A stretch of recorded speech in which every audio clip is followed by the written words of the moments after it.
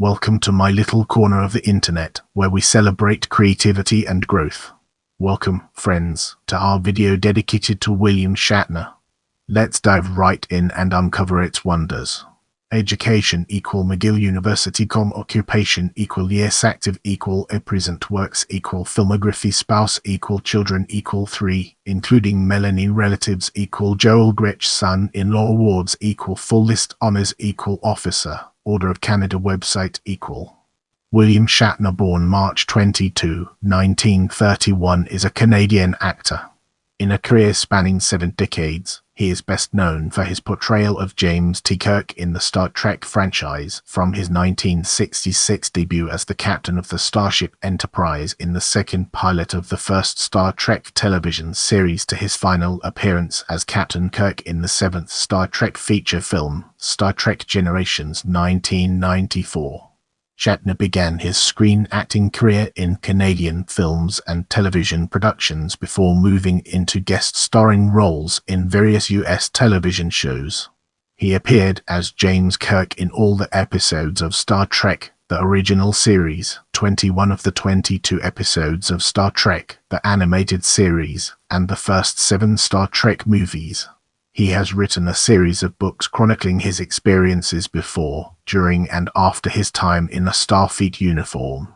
He has also co-written several novels set in the Star Trek universe and a series of science fiction novels, the TekWar sequence, that were adapted for television. Aside Star Trek, Shatner played the eponymous veteran police sergeant in T.J. Hooker, hosted the reality-based television series Rescue 911, guest-starred on the detective series Columbo, and acted in the comedy film Miss Congeniality 2000. Shatner's television career after his last appearance as Captain Kirk has embraced comedy, drama and reality shows. In seasons 4 and 5 of the NBC series Third Rock from the Sun, he played the alien big giant head to which the main characters reported. From 2004 until 2008, he starred as attorney Denny Crane in the final season of the legal show The Practice and in its spin-off Boston Legal, a role that earned him 2 Emmy Awards, one for his contribution to each series. In 2016, 2017, and 2018, he starred in both seasons of It's Better Late Than Never, a comical travel series in which a band of elderly celebrities toured East Asia and Europe. Aside from acting, Shatner has had a career as a recording artist, beginning in 1968 with his album The Transformed Man. His cover versions of songs are dramatic recitations of their lyrics rather than musical performances. The most notable are his versions of the Beatles' Lucy in the Sky with Diamonds, Bob Dylan's Mr. Tambourine Man, and Elton John's Rocket Man. His most successful album was his third, Seeking Major Tom 2011, which includes covers of Pink Floyd's Learning to Fly, David Bowie's Space Oddity and Queen's Bohemian Rhapsody. In 2021, Shatner flew into space aboard a Blue Origin suborbital capsule. At age 90, he became the oldest person to fly in space and one of the first 600 to do so. Minutes after the flight, he described experiencing the overview effect. Turning our focus to early life, let's explore its key elements. Shatner was born on March 22, 1931, in the Notre Dame de Gaulle neighborhood of Montreal, Quebec, Canada, to a conservative Jewish household. His parents were Anne Garmace and Joseph Shatner, a clothing manufacturer. He is the middle and only son of 3 children. His older sister was Joy Rutenberg and his younger sister is Farley Cohen. His patrilineal family name was Shatner. It was his grandfather, Wolf Shatner, who anglicized the spelling. All 4 of Shatner's grandparents were Jewish immigrants. They came from settlements in Ukraine and Lithuania, which were then under the rule of Austria-Hungary and the Russian Empire. Shatner attended 2 schools in Notre Dame de Gaulle, Wollington Elementary School and West Hill High School, and is an alumnus of the Montreal Children's Theatre. He studied economics at the McGill University Faculty of Management in Montreal, where he graduated with a Bachelor of Commerce degree in 1952. In 2011, McGill University awarded him an honorary doctorate of letters. He was granted the same accolade by the New England Institute of Technology in May 2018. Let's now zoom in on early stage film and television work and uncover the hidden gems that lie within. Shatner's movie career began while he was still at college. In 1951, he had a small role in a Canadian comedy drama, The Butler's Night Off. Its credits list him as Bill Shatner and describe his role simply as a crook. After graduating, he worked as an assistant manager and actor at both the Mountain Playhouse in Montreal and the Canadian National Repertory Theatre in Ottawa before joining the Stratford Shakespeare Festival in Ontario. His roles at the festival included a part in Marlowe's Tamburlaine, in which he made his Broadway debut in 1956. His brief appearance in the opening scene of a high-profile production of Sophocles' Oedipus Rex by Tyrone Guthrie introduced him to television viewers across the whole of Canada. In Henry V, he combined playing the minor role of the Duke of Gloucester with understudying Christopher Plummer as the King, when a kidney stone obliged Plummer to withdraw from a performance. Shatner's decision to present a distinctive interpretation of his role rather than imitating his seniors impressed Plummer as a striking manifestation of initiative and potential. Plummer later appeared as a Klingon adversary of Captain Kirk's in Star Trek VI, The Undiscovered Country. Guthrie too rated the young Shatner very highly, later recalling him as the most promising actor that his festival employed, and for a time, he was seen as a potential pair of Steve McQueen, Paul Newman and Robert Redford. In the view of Pat Jordan, author of an in-depth profile of Shatner for the New York Times, his subsequent failure to achieve the acclaim accorded to his stereo contemporaries was attributable to his professional philosophy of work equals work, and his consequent participation in many forgettable projects that probably did his career more harm than good. On the eve of his momentous casting as James Kirk, he was in Jordan's opinion seen merely as an actor who showed up on time, knew his lines, worked cheap and always answered his phone. In 1954, Shatner decided to leave Stratford and move to New York City in the hope of building a career on the Broadway stage. He was soon offered the chance to make his first appearance on American television. In a children's program called The Happy Duty Show, he created the role of Ranger Bob, co-starring with a cast of puppets and Clarabelle the Clown, whose dialogue with Shatner consisted entirely of honks on a bicycle horn. It was 4 years before he won his first role in a major Hollywood movie, appearing in the MGM film The Brothers Karamazov as Alexei, the youngest of the brothers, in a cast that included Yul Brynner. In December 1958, directed by Kirk Browning, he appeared opposite Ralph Bellamy as a Roman tax collector in Bethlehem on the day of Jesus' birth in the Hallmark Hall of Fame live television production entitled The Christmas Tree, the cast list of which included Jessica Tandy, Margaret Hamilton, Bernadette Peters, Richard Thomas, Cyril Ritchard, and Carol Channing. His U.S. television profile was heightened further when he had a leading role in an episode in the third season of Alfred Hitchcock Presents The Glass Eye.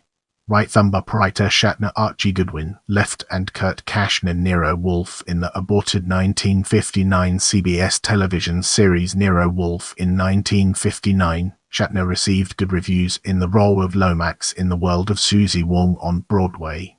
In the March of that year, while still performing in that production, he also played Detective Archie Goodwin in what would have been television's first Nero Wolfe series, had it not been aborted by CBS after shooting a pilot and a few episodes. Shatner appeared in 2 episodes of The Twilight Zone, Nick of Time 1960 and Nightmare at 20,000 Feet 1963, when the anthology film The Twilight Zone, the movie, was produced 20 years later. It was with a remake of the latter episode that the movie climaxed. He appeared twice as Wayne Gorham in Outlaws 1960, a Western series with Barton Macklin, and then returned to Alfred Hitchcock Presents for a 5th episode, Mother, May I Go Out to Swim? In 1961, co-starring with Dewey Harris, he appeared on Broadway in A Shot in the Dark, directed by Harold Clurman. Gene Saks and Walter Matthau took part in the play too, Matthau winning a Tony Award for his performance. Shatner was featured in 2 episodes of the NBC television series thriller The Grim Reaper and The Hungry Glass and the film Explosive Generation 1961. He took the lead role in Roger Corman's movie The Intruder 1962, which Stanley Kaufman of The New Republic described as Shatner's first interesting performance, and had a supporting role in the Stanley Kramer film Judgment at Nuremberg 1961. In the season, he appeared in an episode of the ABC series Channing. In 1963, he starred in the family theatre production called The Soldier and received credits in other programs of the SOMS series. That same year, he guest starred in Route 66 in the episode Build Your Houses with Their Backs to the Sea. In 1964, Shatner guest starred in the 2nd episode of the 2nd season of the ABC science fiction anthology series The Outer Limits, Cold Hands, Warm Heart.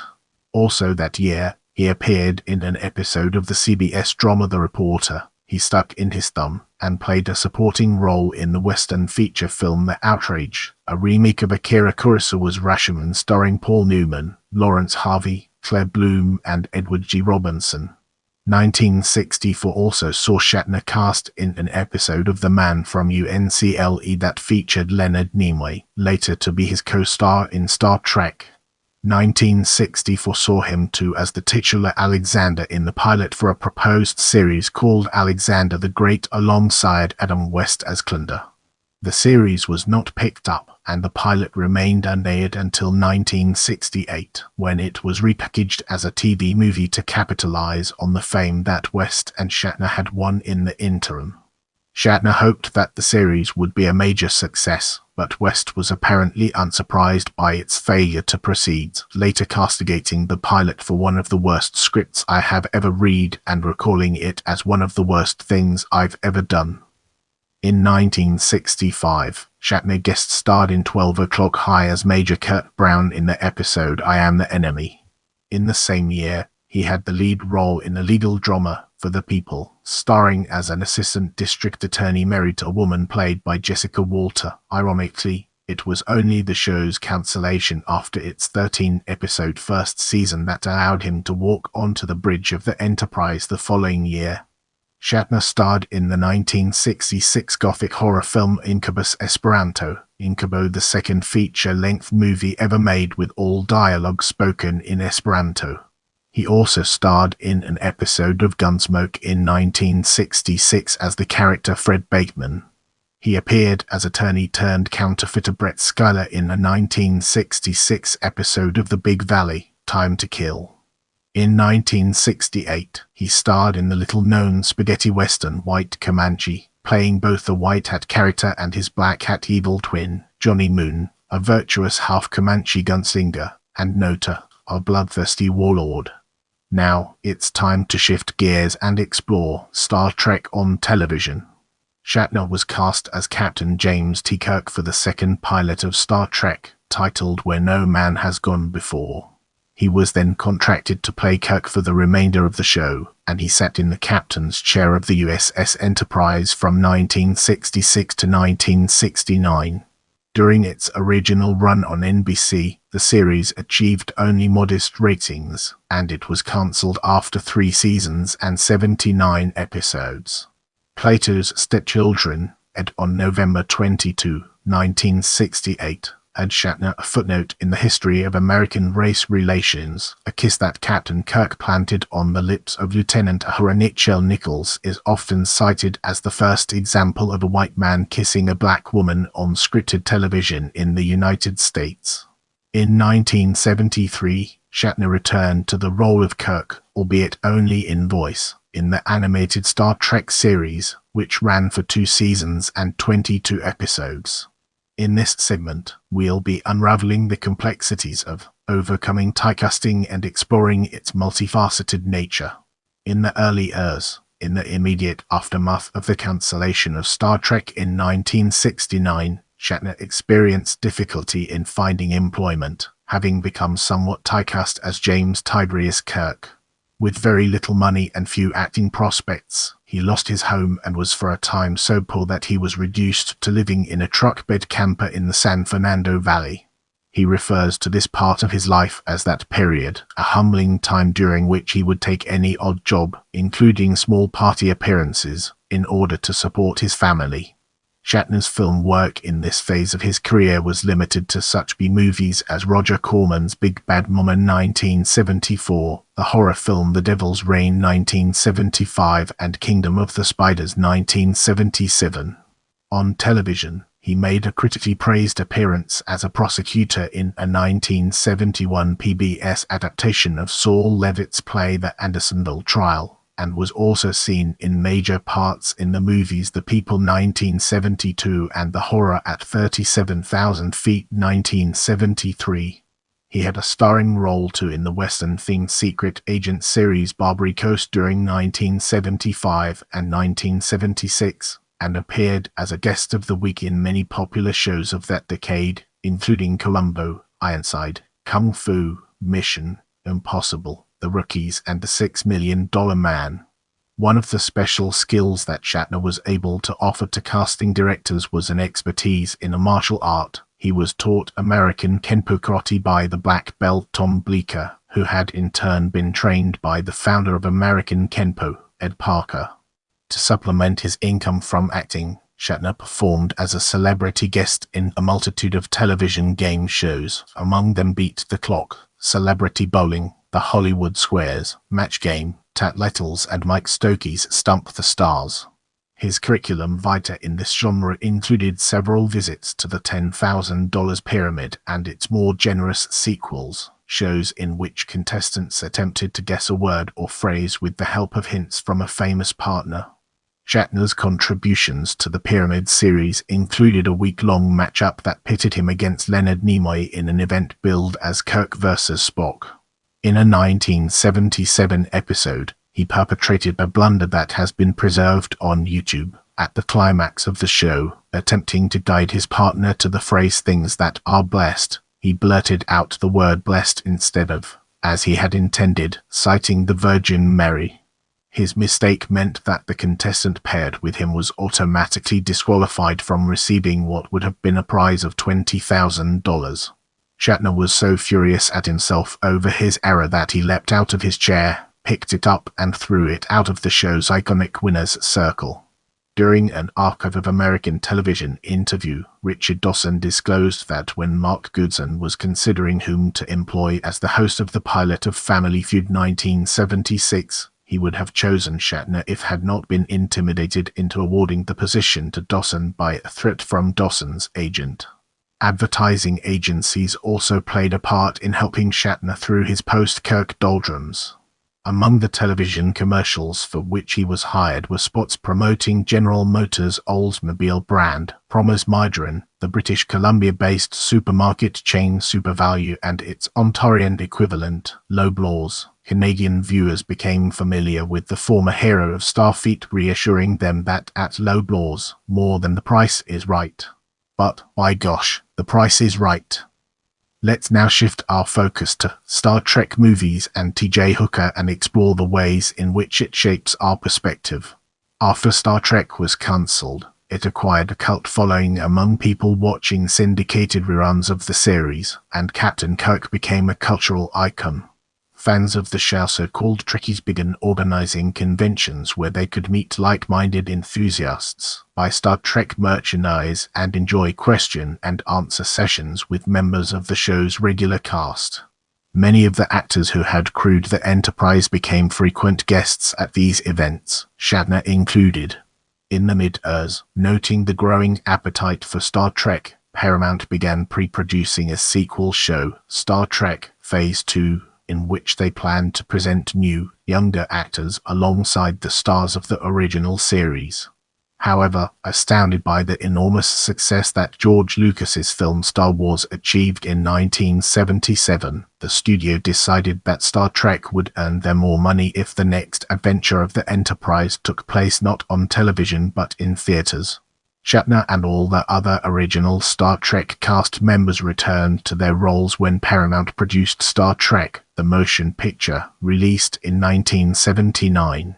He went on to play Kirk in 6 further Star Trek films: Star Trek II, The Wrath of Khan 1982, Star Trek III, The Search for Spock 1984, Star Trek IV, The Voyage Home 1986, Star Trek V, The Final Frontier 1989, Star Trek VI, The Undiscovered Country 1991, and in a story that culminated in the Captain's self-sacrificial Star Trek Generations 1994.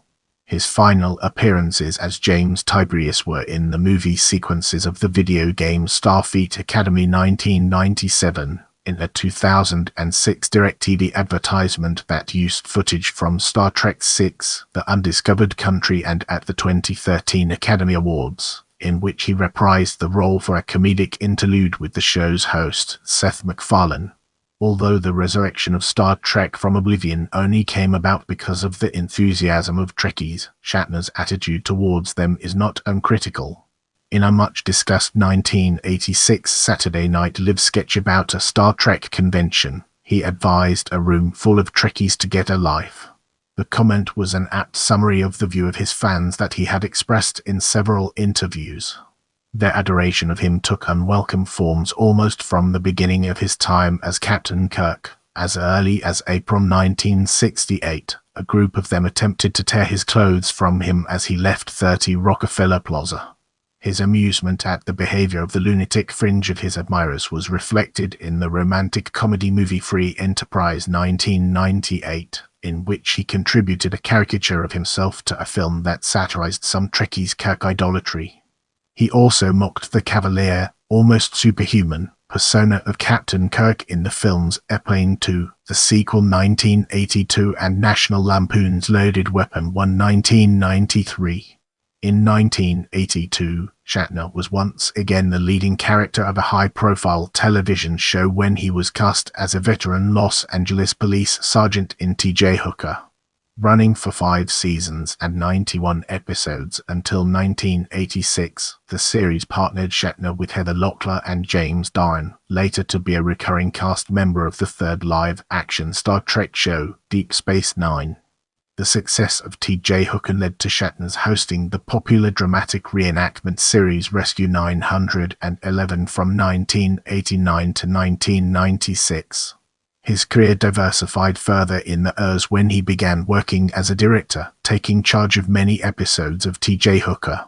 A clause in his Star Trek contract giving him parity with Leonard Nimoy meant that after Nimoy's directing of Star Trek IV, The Voyage Home, Shatner was entitled to direct a Star Trek movie too. He exercised his right in Star Trek V, The Final Frontier, although many Trekkies were disappointed by the film that he delivered, something that he attributed principally to the weakness of the movie's visual effects. His growing success on television and in movie theaters in the years did not lead him to stop working for advertisers. The VIC-20 home computer, for example, was endorsed by him both on television and in print. On May 19, 1983, the iconic status of Captain Kirk was acknowledged with a ceremony celebrating Shatner's being awarded the 1,762nd star on the Hollywood Walk of Fame. Shatner also has a star on Canada's Walk of Fame, granted to him in recognition of his being the first Canadian actor to star in major series on 3 U.S. networks and CBS and ABC. Let's now venture into the realm of TekWar and other diversifications and explore the fascinating intricacies it holds. Working on T.J. Hooker inspired Shatner with the idea of developing a television show in which he would play a character that would be a hybrid of Hooker and Kirk, a hard-boiled former police officer working as a private investigator in a dystopian future.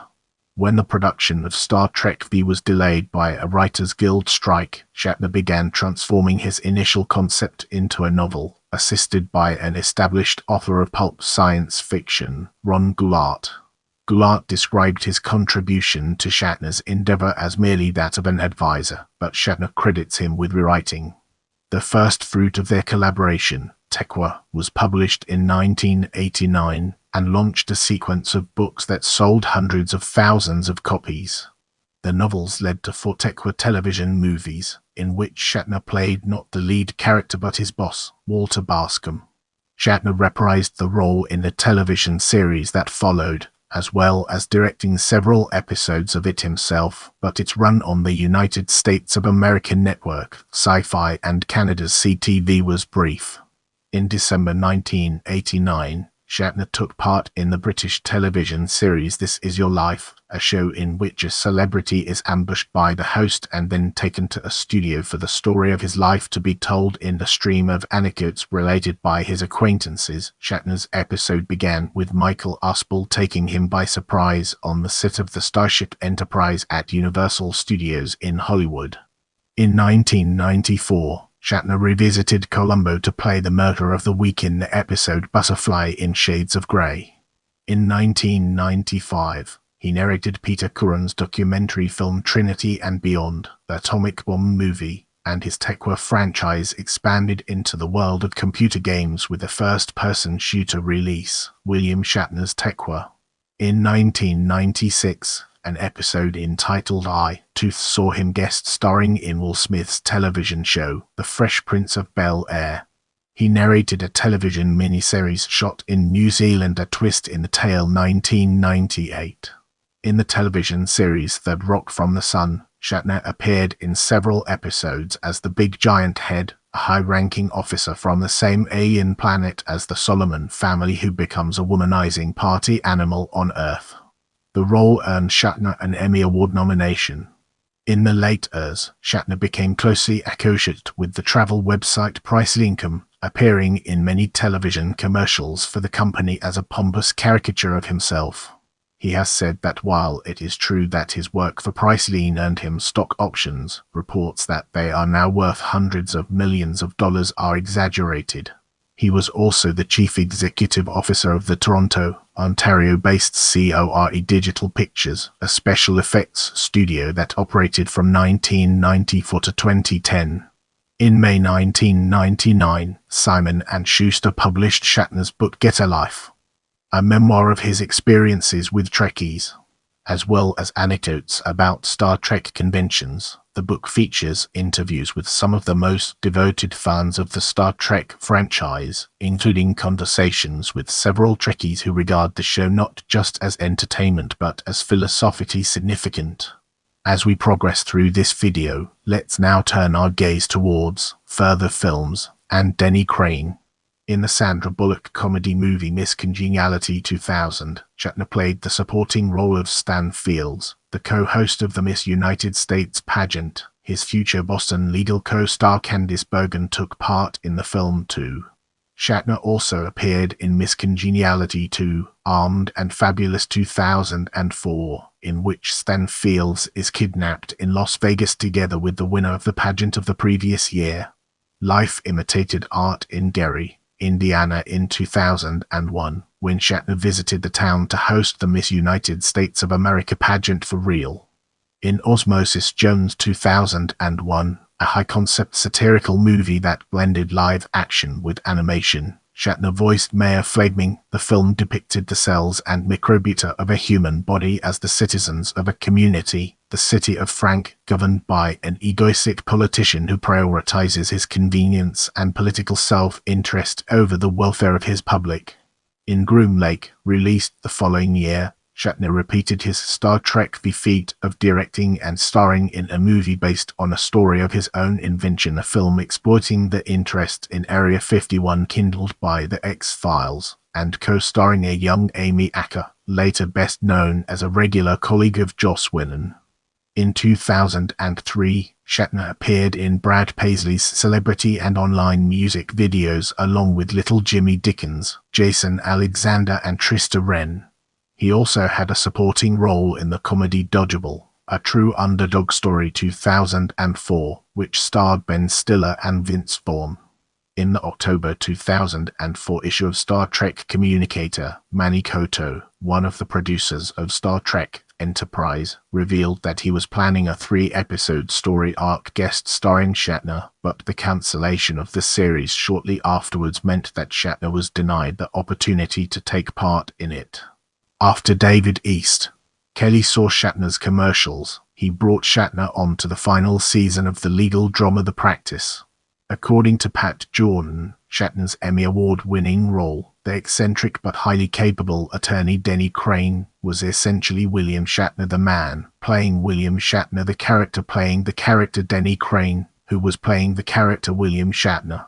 Shatner took the Crane role to Boston Legal and won a Golden Globe and an Emmy in 2005, and was Emmy-nominated again in 2006, 2007, 2008 and 2009. With his 2005 Emmy accolade, he became one of the few actors, along with co-star James Spader as Alan Shaw, to win an Emmy Award while playing the same character in 2 different shows. Shatner remained with Boston Legal until, after 5 seasons and 101 episodes, it ended in 2008. 2 high-profile animated pictures released in 2006 featured Shatner in their cast.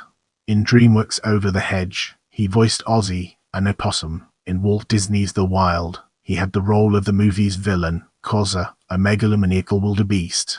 In January 2007, he began posting daily autobiographical vlogs on the Livido platform in a project that he named Shatner Vision. Rebranded as the Shatner Project, his vlogging migrated to YouTube the following year.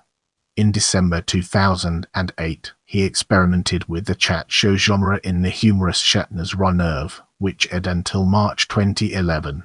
He expanded his work on YouTube in 2009, supplying the voice of Don Salmonella to the animated series The Gavins. Shatner made several guest appearances on The Tonight Show with Conan O'Brien, including in cameos in which he made fun of the Republican politician Sarah Palin. He opened mock hostilities on July 27, 2009, with a poetry slam-inspired recitation of the speech in which she had resigned the governorship of Alaska. 2 days later, he ridiculed some of the tweets that she and Levi Johnston, the father of her grandchild, had published on Twitter. On December 11, 2009, he returned to Palin once more to read excerpts from her autobiography, Going Rogue, An American Life, and she, taking his teasing in good part, responded by reciting extracts from his own memoir, Up Till Now. Co-written with David Fisher, later to collaborate with Shatner on a book about Leonard Nimoy and Shatner's relationship with him. Up Till Now had been published in 2008. Shatner also contributed to O'Brien's recurring In the Year 3000 feature, which began with Shatner's disembodied head floating in space and delivering the segment's portentous tagline, "And so we take a cosmic ride into that new millennium, that far-off reality that is the year 3000. It's the future, man." Shatner was not offered or suggested a role in the 2009 film Star Trek. Director J.J. Abrams said in July 2007 that the production was desperately trying to figure out a way to put him in, but that to shove him in would be a disaster, an opinion echoed by Shatner in several interviews. At a convention held in 2010, Shatner described the film as wonderful. 2 years before its release, his own tale of how the characters of the original series of Star Trek might have come together was published in his novel Star Trek: Academy Collision Course. As we progress, let's shine a spotlight on present, a miscellany of projects, and examine its intricate interplay within our topic. In April 2010, Shatner began hosting the Discovery Channel show Weird or What, which aired until August 2012. Each episode of the series supplied lovers of Arcana with several segments exploring news reports relating to left-field topics such as UFOs and cryptozoology. Later that year, his career as a comic television actor reached its zenith in a CBS sitcom based on Justin Halpin's Twitter feed Shit My Dad Says. My Dad Says, which was cancelled in May 2011, 3 months after the first broadcast of its final episode. 2011 also saw him guest starring in 1 episode of the United States of America Network's Psych, In for a Penny, playing the estranged father of junior detective Juliet O'Hara Maggie Lawson, a role that he reprised in the show's 2012 season. For Trekkies, his most notable project of the year was the first Star Trek film that he had directed since Star Trek V: The Captains, which he also wrote and presented. was a feature-length documentary in which he interviewed all 5 of the actors who had played the principal role in the Star Trek sequels that had been created up to that point. Patrick Stewart of Star Trek: The Next Generation, Avery Brooks of Star Trek: Deep Space Nine, Kate Mulgrew of Star Trek: Voyager, Scott Bakula of Star Trek: Enterprise, and Chris Pine of J.J. Abrams' 2009 movie. The film also included a conversation between Shatner and his Star Trek VI co-star Christopher Plummer, a sequence celebrating a friendship that began when the 2 actors both took part in the Stratford Shakespeare Festival and reflecting Shatner's profound admiration for his colleague. Shatner's 2012 began with his return to his roots in theatre. In February, he appeared on Broadway in a one-man show called Shatner's World, We Just Live in It. After a 3-week run at the Music Box, the show toured throughout the United States. In May, he was the guest presenter on the British satirical television quiz show Have I Got News for You, earning a footnote in the history of neologisms by melding pioneer and pensioner into the portmanteau coinage pensioner. On July 28, he appeared on the premium cable TV channel Epix as the star of Get a Life, a documentary film about Star Trek fandom developed from the 1999 book about Trekkies that he had written in the aftermath of his Saturday Night Live rebuke to them. On September 25, he revisited the music video genre, appearing as a home plate umpire in the crooner Brian Evans' baseball themed at Fenway. On April 24, 2014, Shatner performed an autobiographical one-man show on Broadway, which was filmed for subsequent screening in more than 700 theaters across Australia, Canada, and the United States. A large portion of the revenue of the project went to charity. In 2015, he played Mark Twain in an episode of the Canadian historical crime drama series Murdoch Mysteries, and Croton the Dangerous, interdimensional father of Audrey Parker in the last episodes of the 5th and final season of Sci-Fi Channel's fantasy series Haven. In the August of that year, Trekkies were treated to a sequel to The Captains, which he produced, scripted and directed, and in which he starred. William Shatner presents Chaos on the Bridge, a behind-the-scenes documentary film about Star Trek: The Next Generation. Premiering on August 23, 2016, the NBC reality miniseries Better Late Than Never followed Shatner and a quartet of other aging celebrities, Terry Bradshaw, Jeff Dye, George Foreman, and Henry Winkler, as they took a grand tour around Japan, South Korea, and Southeast Asia.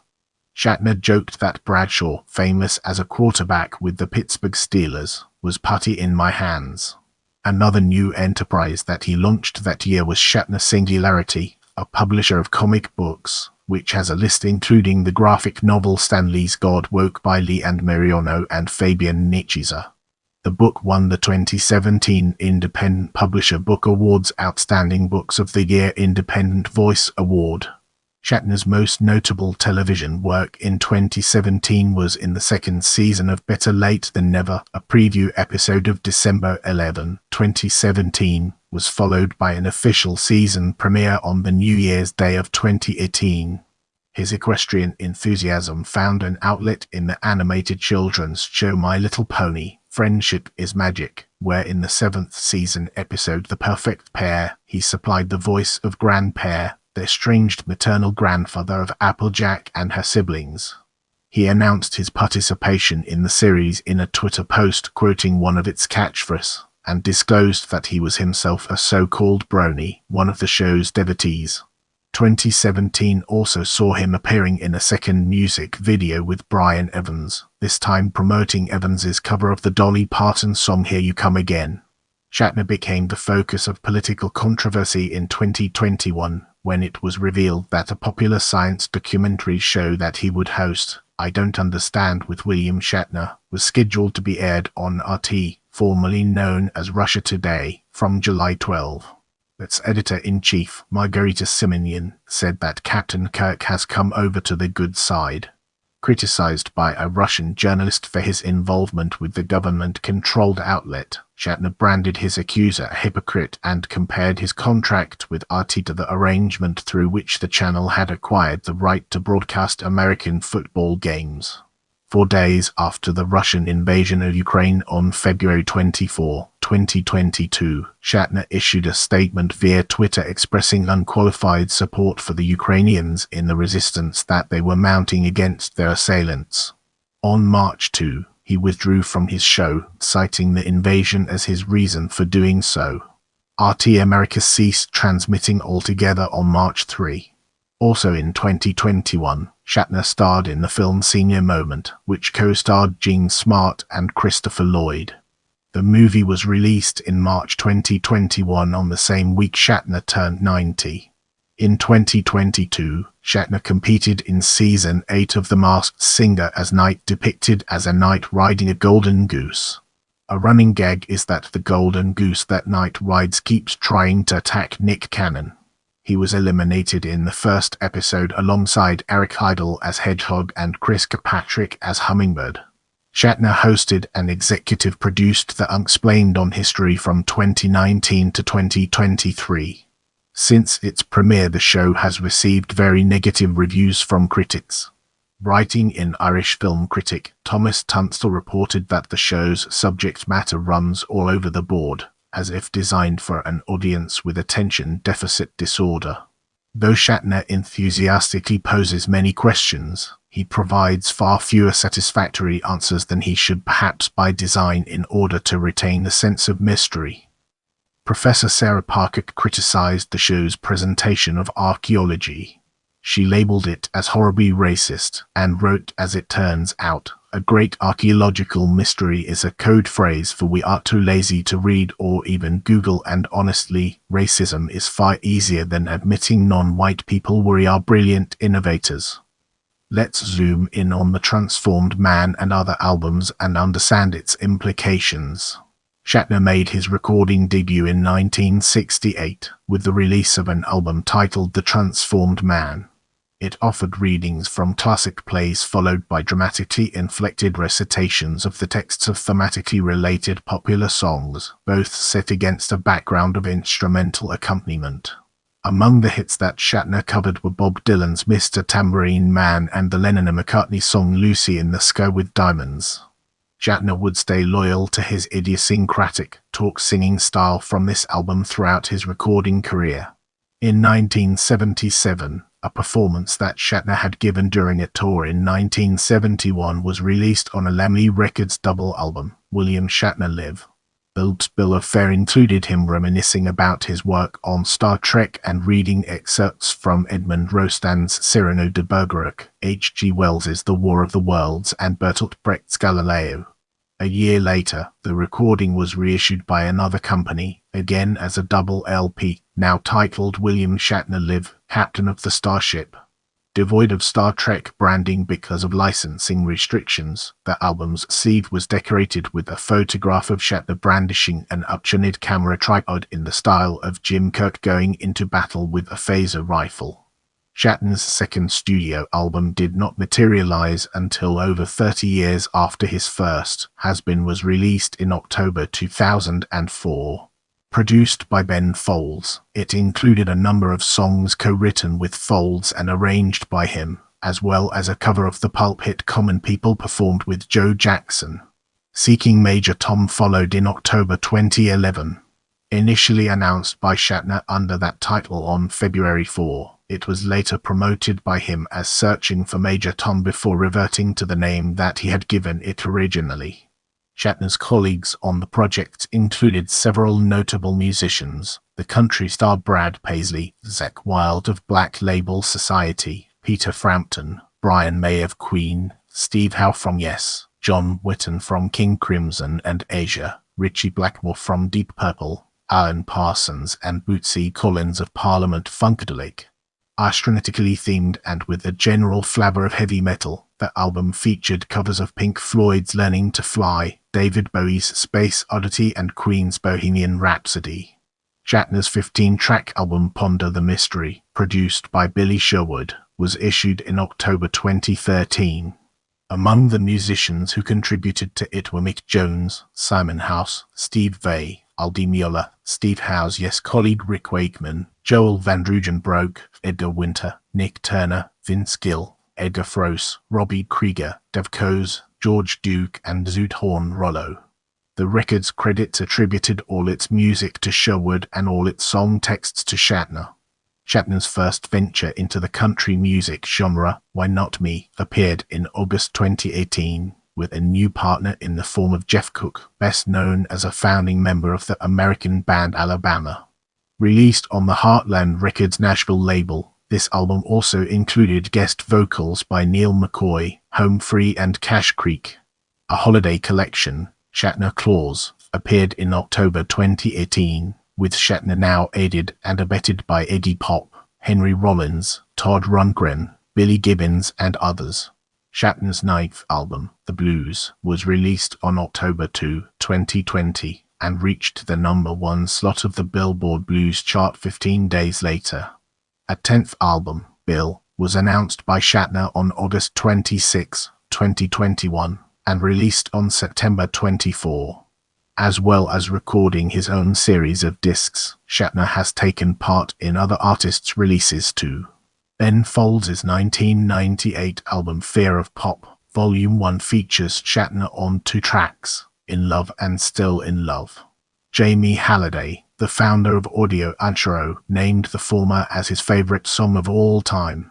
On June 28, 2002, Shatner appeared with Brian Evans at the San Carlos Institute Theater in Key West, Florida, and duetted with him in the songs What Kind of Fool Am I and The Lady Is a Tramp. The concert was later released as the album Brian Evans Lived with special guest William Shatner.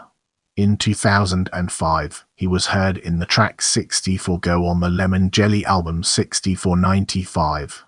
And he provided the lead vocals on the progressive rock artist Ben Craven's track Spy in the Sky Part 3 in Craven's album Last Chance to Hear, released in March 2016.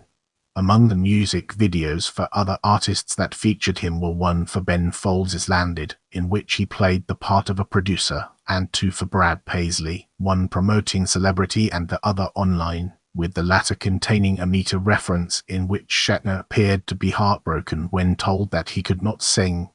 With the foundation laid, let's embark on a journey into performances of songs on television and in films. Television audiences were introduced to Shatner's unorthodox musicianship not long after Star Trek had made him famous. In 1978, while hosting the 5th presentation of Saturn Awards bestowed by the Academy of Science Fiction, Fantasy and Horror Films, he performed a version of Elton John's Rocket Man that went on to become a staple of comedic parody. In an episode of Dinah Shore's talk show, Dinah, he used his appearance on it to perform Harry Chapin's Taxi. On June 9, 2005, he contributed his version of My Way to the presentation of George Lucas's AFI Life Achievement Award, backed by a chorus line of dancers in Imperial Stormtrooper costumes who ended Shatner's segment by picking him up and carrying him offstage.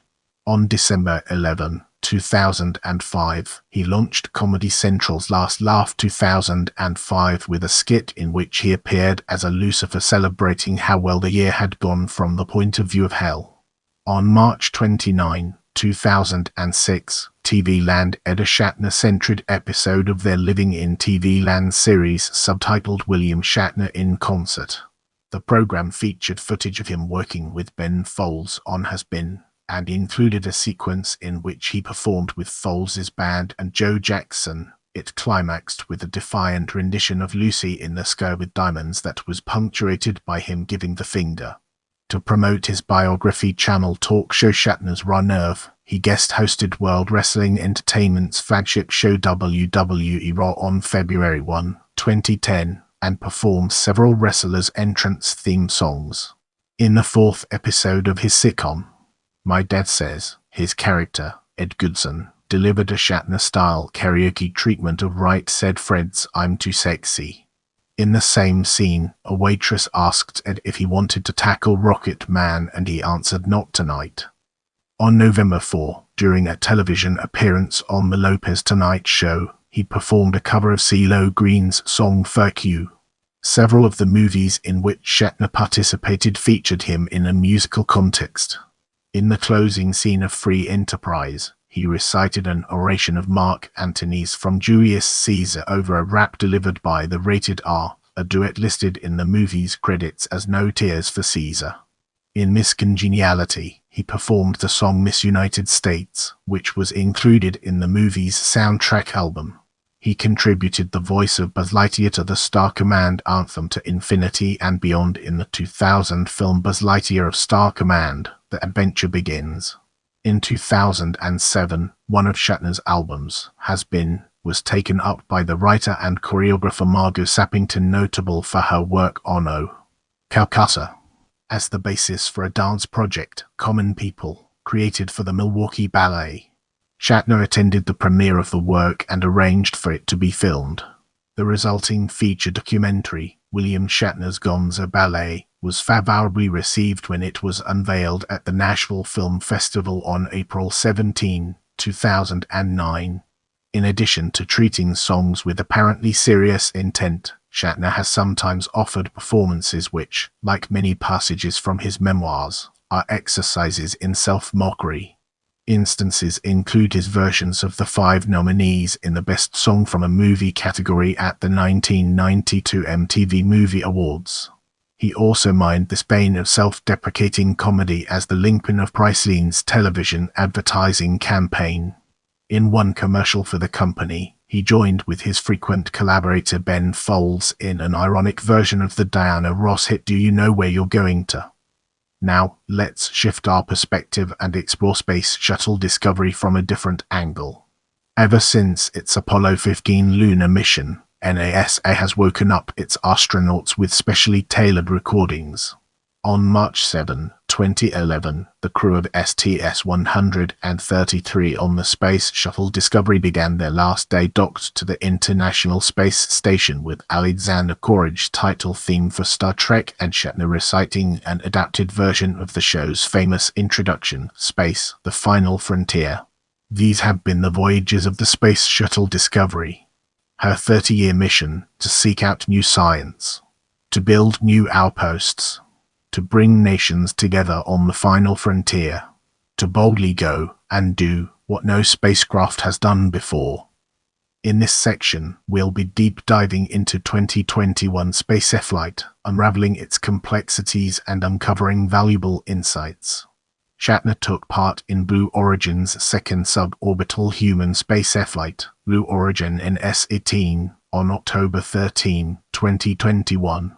Invited to join Chris Boshweisen, Glenn DeVries and Audrey Powers on the trip by Blue Origin's creator, the entrepreneur and Trekkie Jeff Bezos, he began his real-world visit to space at Blue Origin's Launch Site 1 in West Texas, traveling on the ISS First Step, a New Shepard suborbital rocket capsule. Aged 90 years, 6 months and 22 days, he became the oldest person to fly into space, surpassing Wally Funk, who had flown on Blue Origin's first crewed spaceflight at the age of 82 in July 2021. In a televised post-flight conversation with Bezos, Shatner articulated experiencing the overview effect, a deepened understanding of the fact that the ionosphere of the Earth is but a thin, fragile skin enveloping its planet.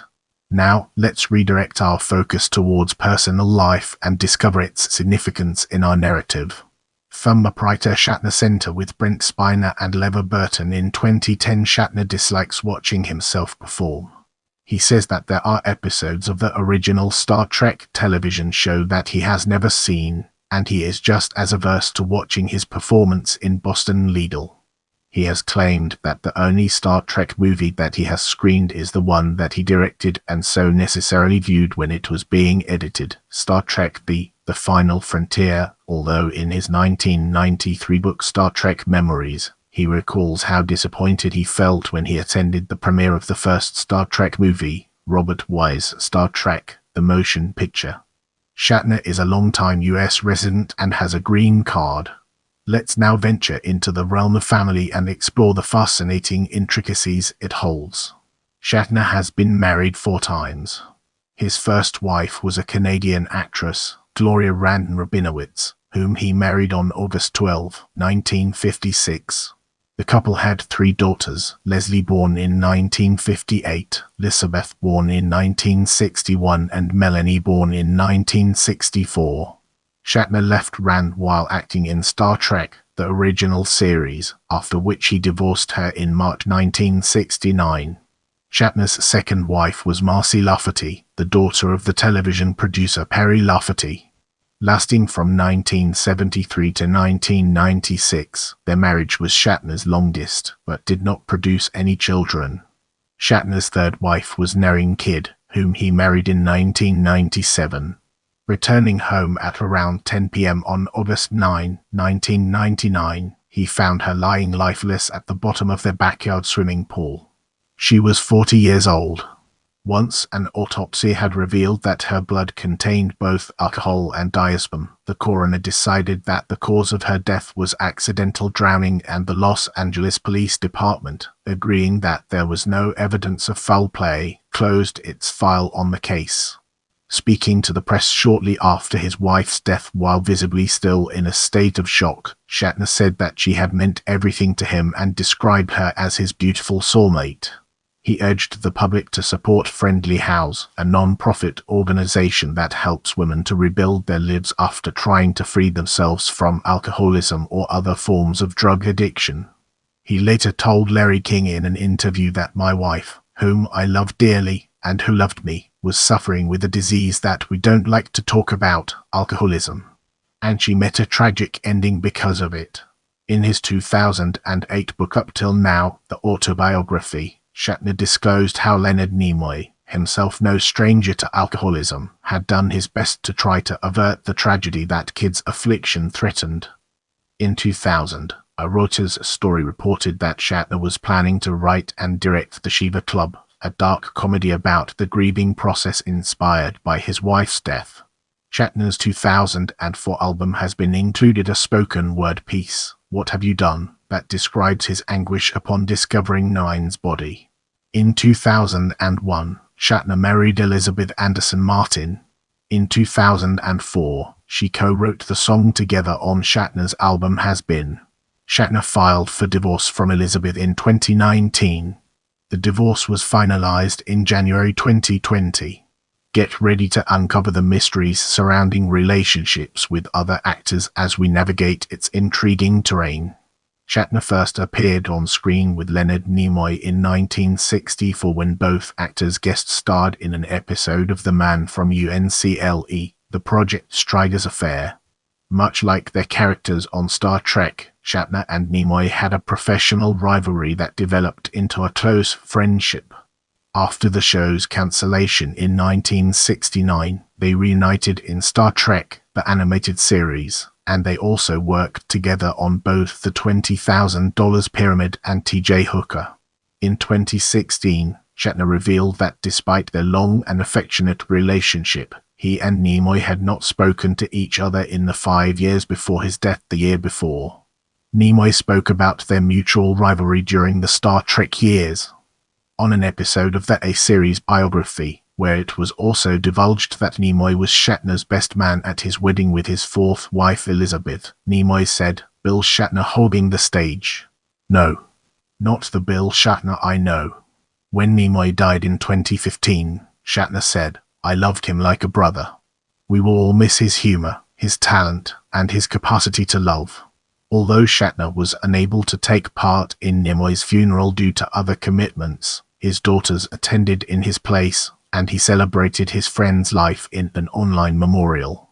Shatner has been friends with actress Heather Locklear since 1982, when she began co-starring with him on T.J. Hooker. As she combined her work on Hooker with a semi-regular role in Dynasty also and Aaron Spelling production, she was asked by Entertainment Tonight whether she was finding her schedule difficult. She said that working with both Shatner and her experienced colleagues on Dynasty could be daunting, but that her nervousness motivated her to turn up on set well prepared. After T.J. Hooker ended, Shatner helped her to get other roles, and after nearing Shatner's death in 1999, she was solicitous in comforting him in his bereavement. They worked together again in 2005, when she appeared in 2 episodes of Boston Legal as Kelly Nolan, a woman being tried for killing her much older, wealthy husband. The episode's story involves Shatner's character becoming attracted to Nolan and trying to insert himself into her defense. Asked how she came to be cast in the series, Locklear said, "I love the show. It's my favorite show, and I sorta kind of said, shouldn't I be William Shatner's illegitimate daughter, or his love interest?" For years, some of Shatner's Star Trek co-stars accused him of being difficult to work with, particularly George Takei, Walter Koenig, and James Doohan. Shatner acknowledged the resentment that Koenig and Doohan felt towards him. In Star Trek Movie Memories, Shatner recalled having to work with them again while filming Star Trek Generations. Takei wrote about his issues with Shatner in his 2004 memoir, To the Stars. Interviewed in London in 2023, Takei made it clear that the passage of time had done nothing to assuage his hostility towards his former colleague. Shatner is a cantankerous old fossil. All of us have had problems with him. There is this fiction that Bill and Leonard were good friends, but we know better. Leonard privately expressed his irritation with Bill. Bill is an egocentric, self-involved prima donna. Koenig, on the other hand, accepted Shatner's invitation to appear on his interview series Shatner's Raw Nerve in 2011 and made it clear that the animosity that he had once felt towards Shatner had long since dissipated. Doohan too achieved a warmer relationship with Shatner eventually, although it took a long time for the two men to build a rapport. In the years, Shatner made numerous attempts to reconcile with Doohan without success. Doohan was the only former Star Trek co-star who declined to be interviewed by Shatner for his first, 1993 memoir, Star Trek Memories. But Doohan did contribute to Shatner's sequel, and an Associated Press article published at the time of Doohan's final convention appearance in August 2004, when he was already suffering from severe health problems, reported that he had forgiven Shatner and that the two actors had achieved the friendship as seniors that had eluded them in their youth. Sky Conway, the organizer of the penultimate convention attended by Doohan, was a witness to their burying the hatchet at our show, The Great Bird of the Galaxy in El Paso, Texas in November 2003, a celebration of Gene Roddenberry and Star Trek. Bill and Jimmy went on stage together. Behind the scenes and before they went on stage, they hugged each other, apologized, and expressed their love and admiration for each other. Bill specifically asked me to get them together so he could make amends and clear the air between the two of them before it was too late. Get ready for a captivating exploration as we unravel the layers of health and their profound significance. Shatner began suffering from tinnitus, a hearing disorder.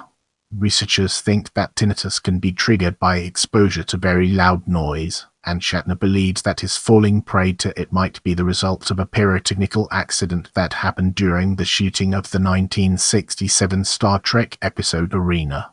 His condition has been ameliorated by habituation therapy that involved his wearing an earpiece delivering low-level white noise which helped his brain put the tinnitus in the background.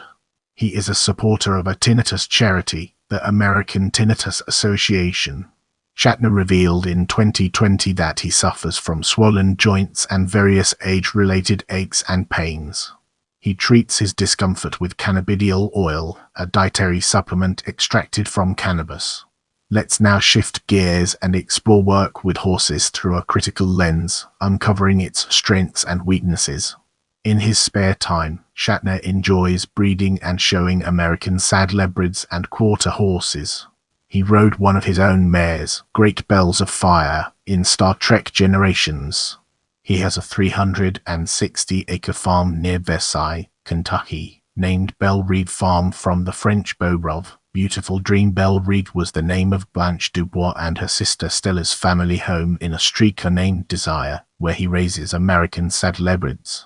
Three of his notable horses are Call Me Ringo, Revival, and Sultan's Great Day. In 2018, Shatner was awarded the National Reining Horse Association Lifetime Achievement Award in the National Reining Horse Association Hall of Fame. In 2019, he won a world championship with his standardbred road horse Track Star while showing at the Kentucky State Fair World's Championship Horse Show in Louisville. Get ready for a thought-provoking discussion as we delve into philanthropy and its impact on our understanding. Shatner participates in the Hollywood home games of the World Poker Tour, in which celebrities try to win money for their favorite charities. But most of his philanthropic work is associated with his love of horses. Since 1990, he has been one of the most important supporters of the Hollywood Charity Horse Show, which raises money for organizations serving children, and his horse farm works with the Central Kentucky Riding for Hope Horses for Heroes program. In 2006, Shatner sold a kidney stone that had been surgically extracted from him to the online auction company Golden Poliscum for $25,000, after rejecting an earlier bid of $15,000 with the observation that collectors had paid more than $100,000 for one of his Star Trek tunics. In an appearance on The View on May 16, 2006, he said that the proceeds of the sale and an additional $20,000 raised from the cast and crew of Boston Legal had been donated to the housing charity Habitat for Humanity. Now let's shift our focus to public appearances and embark on an intellectual exploration of its various dimensions. On New Year's Day 1994, Shatner was the Grand Marshal of the Tournament of Roses parade in Pasadena, California. Instead of leading the event in the customary classic car, he presided over it from horseback.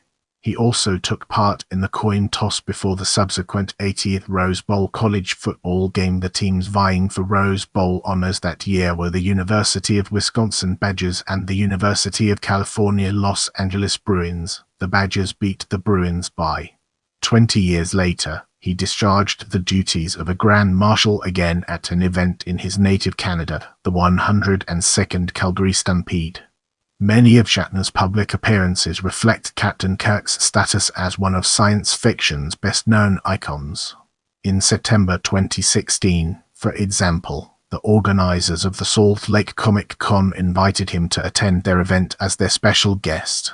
In 2017, he acted as the honorary captain of a ship hosting Star Trek: The Cruise, the first Star Trek cruise that CBS Productions licensed, an event celebrating the 50th anniversary of the first broadcast of Star Trek's original pilot episode.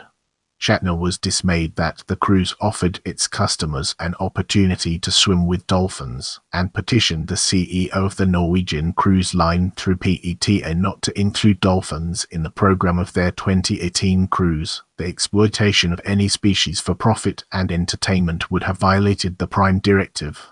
Among the many other Kirk-related dates in his diary were visits to the replica Star Trek, the original series set built by James Kirk in Ticonderoga, New York, which saw him guiding small groups of Trekkies on tours of Kirk's version of the Enterprise, and a December 4, 2022, star guest being down to the LA Comic Con. As we transition to the next segment, let's unravel the mysteries surrounding social media controversies and gain a fresh perspective. In 2017, Shatner tweeted support for Autism Speaks, a controversial charity disliked by some autism self-advocates. He spent the next few days arguing with autistic people and allies, including citing anti-vaccination website Natural News. Days later, Shatner suggested his critics should have kept quiet, eventually calling the episode a misunderstanding. In 2020, again on Twitter, he argued with other Twitter users for over a month about being called a straight white cis man. In 2021, the forward noted that he was dismissive of a Jewish convert of color, comparing the incident to his arguments about the term cis and Autism Speaks. In the next segment, we'll be exploring filmography and its implications for our subject matter. Shatner has starred in movies and television shows for 7 decades. He has also appeared in video games, primarily as James Kirk, as well as a number of commercials. Prepare yourself for an in-depth analysis of awards and honors in this section. Entertainment 3-time Saturn Award winner. 1980 Life Career Award. 1983 Best Actor Star Trek II, The Wrath of Khan. 2015 Guest Actor Haven 2-time Emmy Award winner. 2004 Outstanding Guest Actor in a Drama Series The Practice. 2005 Outstanding Supporting Actor in a Drama Series Boston Legal 2005 Golden Globe Award 2009 Prism Award 2009 Streamy Award Best Reality Web Series 2015 Voice Arts Icon Award Equestrian Multiple-Time World Champion Breeder 1985 American Saddlebred Horse Association ASHA Meritorious Service Award 2017 National Reining Horse Association Dale Wilkinson Lifetime Achievement Award 2021 ASHA Cronin Sportsmanship Award National Governor-General's Performing Arts Award 2019 Appointed an Officer of the Order of Canada by Canadian Governor-General Julie Payette Organizational NASA Distinguished Public Service Medal Highest Award NASA gives a non-government employee. Halls of Fame Star on the Hollywood Walk of Fame 1995 ASHA Breeders' Hall of Fame 2000 Star on Canada's Walk of Fame 2006 Television Hall of Fame 2020 WWE Hall of Fame Celebrity Wing Inductee. Honorary Degrees Honorary Doctorate of Letters from McGill University. Mocha Satirical True Time Golden Raspberry Award winner. 1989 Worst Actor Star Trek V, The Final Frontier. 1989 Worst Director Star Trek V, The Final Frontier. Now, let's shift our perspective and explore fiction through a fresh lens, unlocking new perspectives. The TekWar series, co-written with Ron Goulart. TekWar 1989. TekLads 1991. TekLug 1991, Tek Vengeance 1993, Tek Secret 1993, Tek Power 1994, Tek Money 1995, Tek Kill 1996, TekNet 1997 Star Trek series with Judith and Garfield Reeves-Stevens. Star Trek The Ashes of Eden 1995. Star Trek The Return 1996. Star Trek Avenger 1997.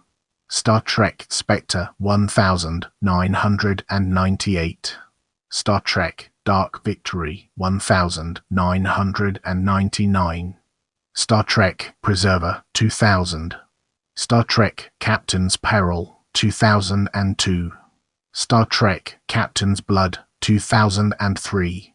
Star Trek Captain's Glory 2006. Star Trek The Academic Collision Course 2007 War Series. Man o' War 1996. The Law of War 1998 Quest for Tomorrow Series. Delta Search 1997. In Alien Hands 1997. Step into Chaos 1999. Beyond the Stars 2000. Shadow Planet 2002. Believe with Michael Tobias 1992. Comic book adaptations. William Shatner's TekWorld 129 pages, February 1994. Star Trek The Ashes of Eden, DC Comics graphic novel, 1995 Samuel Lord series. 0G, Book 1, with Jeff Rovin, 2016. 0G, Green Space, with Jeff Rovin, 2017. Now, let's shift our focus to non-fiction and embark on an intellectual exploration of its various dimensions. Captain's Log, William Shatner's personal account of the making of Star Trek V, The Final Frontier, as told by Elizabeth Shatner, 1989, Star Trek Memories, with Chris Kresge, 1993, Star Trek Movie Memories, with Chris Kresge, 1994, Get a Life. With Chris Kresge, 1999, Star Trek, I'm Working on That, a trek from science fiction to science fact, with Chip Walter, 2002, Up Till Now, the autobiography, with David Fisher, 2008, Shatner Rules, with Chris Regan, 2011, Leonard, My 50-Year Friendship with a Remarkable Man, with David Fisher, 2016, Spirit of the Horse, a celebration in fact and fable, with Jeff Rovin, 2017, Live Long and What I Might Have Learned Along the Way with David Fisher, 2018. Boldly Go, Reflections on a Life of Awe and Wonder with Joshua Brandon, 2022. With that being said, let's now move on to audiobooks. 1994, Star Trek Movie Memories with Chris Kresge read by William Shatner, Harper Audio, 2008. Up Till Now with David Fisher read by William Shatner, iRoads Media, 2011. Shatner Rules with Chris Regan read by William Shatner, Penguin Audio, 2016. Leonard, My 50-Year Friendship with a Remarkable Man with David Fisher read by William Shatner, Macmillan Audio, 2018. Live Long and What I Learned Along the Way with David Fisher read by William Shatner, Macmillan Audio, 2022. Boldly Go, Reflections on a Life of Awe and Wonder with Joshua Brandon read by William Shatner, Simon & Schuster Audio. Let's now turn our attention to discography and uncover the fascinating insights it brings to the table. The Transformed Man, 1968. Decca Records. William Shatner Live, 1977. Live double album. Lemmy Records. Reissued the following year by Imperial House as Captain of the Starship. William Shatner Live.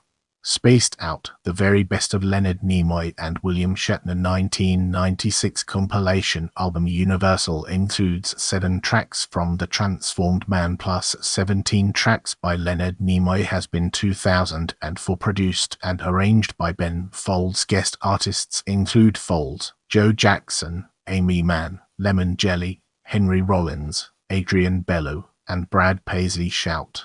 Factory Exodus, an oratorio in 3 parts. 2008. Jewish Music Seeking Major Tom, 2011. Cleopatra Records. Ponder the Mystery, 2013 with Billy Sherwood. Cleopatra Records. Why Not Me, 2018 with Jeff Cook. Heartland Records. Nashville Shatner Claus, 2018 with Iggy Pop, Brad Paisley and Judy Collins. Cleopatra Records. The Blues, 2020 with Brad Paisley, Kirk Fletcher, Sonny Landreth. Canned Heat. Cleopatra Records. Bill, 2021. Produced and arranged by Daniel Miller. Guest artists include Brad Paisley, Joe Walsh, Robert Randolph, John Lurie, Joan as Policewoman, and Dave Coe's Republic Records. Remember, knowledge is power. Keep learning, growing, and exploring.